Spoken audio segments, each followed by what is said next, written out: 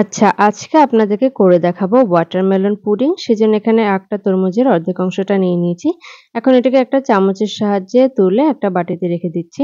আর সমস্ত অংশটা ভালোভাবে তুলে নিতে হবে যেন লাল কোনো অংশ না থাকে। কারণ পুডিংটা আমরা এখানে সেট করব। তো ওটা তোলা হয়ে গেলে এবার আমি একটা ব্লেন্ডারের জারে এগুলোকে নিয়ে নিচ্ছি। এগুলোকে এখন আমি ব্লেন্ড করে নেব।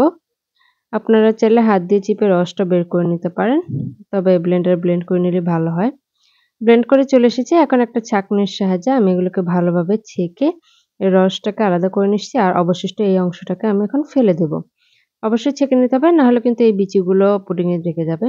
এখন এখানে আমি দিয়ে দিচ্ছি ২ চা চামচের মতো আগার আগার পাউডার। এগুলো অবশ্যই আপনার চুলা জ্বালানোর আগে মিক্সড করতে হবে। আর দিয়ে দিচ্ছি স্বাদমতো চিনি।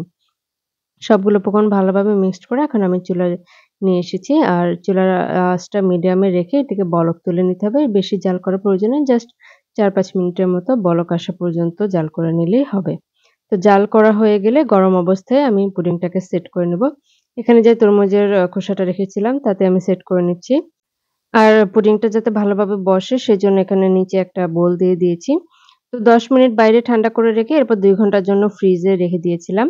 দেখতেই পাচ্ছেন কি সুন্দর পুডিংটা জমে গিয়েছে। এবার পছন্দের শেপ অনুযায়ী আমি কেটে নিব। তো আপনারা কিন্তু চাইলে আগার আগার পাউডার দিয়ে এরকম যেকোনো ফলের পুডিং বানিয়ে নিতে পারেন।